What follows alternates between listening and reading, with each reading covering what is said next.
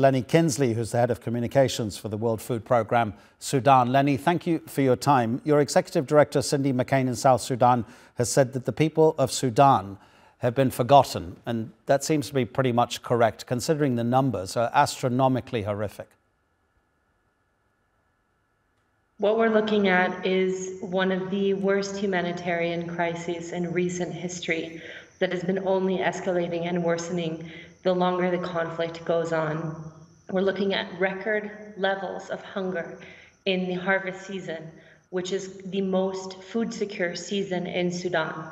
And in the coming months, we are warning of a looming hunger catastrophe and this war creating the world's worst hunger crisis if the fighting doesn't stop. There are millions of lives at stake, and the time for the world to pay attention was yesterday, but if it wasn't yesterday, the time is now. Yeah, absolutely. We did also feature the situation in Sudan exactly 10 months to the day after the fighting began. How significant is it that Chad and South Sudan will now be the routes through which aid will be able to come into Sudan? Had that not previously been the case? So there are actually different routes, and speaking more broadly, access is an issue. And it's one of the biggest challenges that WFP faces, whether that's cross-border access or access across lines of conflict from within Sudan. We had a functioning cross-border operation from Chad into Western Sudan, into West and Central Darfur, through which we were able to assist 1 million people in those two states that are also in the highest levels of food insecurity. But unfortunately, a few weeks ago, the authorities in Port Sudan put restrictions, actually revoked permissions for us to do those cross-border operations. But now those permissions have been allowed again, and so we are now looking at how we can restart those cross-border operations. But beyond that, we also have access to the port in Port Sudan, where now WFP has reconfigured its operations to be based out of. And most of Eastern Sudan is controlled by the Sudanese armed forces. But people who are in the highest levels of hunger are in areas where conflict is ongoing, where fighting is ongoing, and where lines of control are not necessarily clear and consistently shifting.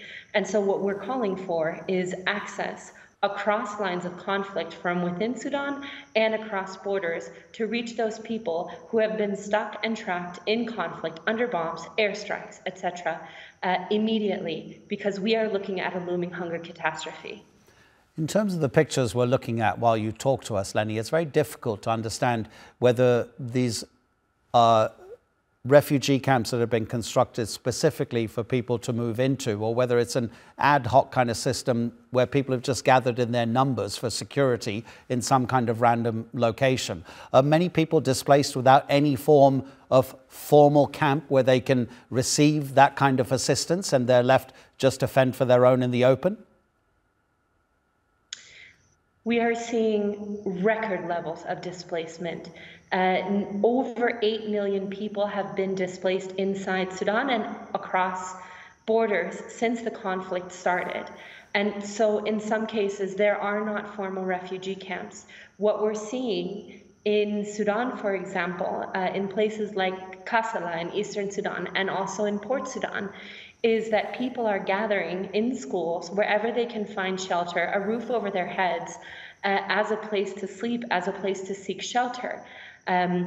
Personally, I have seen in Port Sudan, in university dormitories, in schools, people sleeping under mosquito nets in classrooms by the dozens.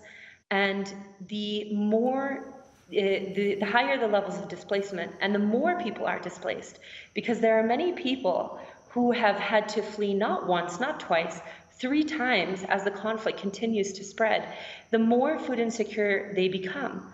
I spoke to a young woman in Port Sudan who fled from Khartoum, first to Wad Madani, to Jazeera. Conflict spread there as well, and finally found shelter and safety in Port Sudan. But along the way, she and her mother had to sell everything that they owned just to be able to afford the transport for that escape flight and that escape route. And then they arrive with little or nothing to meet their basic needs, including food. Leni, thank you so much indeed. And you've just helped us understand at least some of the challenges that agencies like yours face trying to help the people of Sudan. Really appreciate it.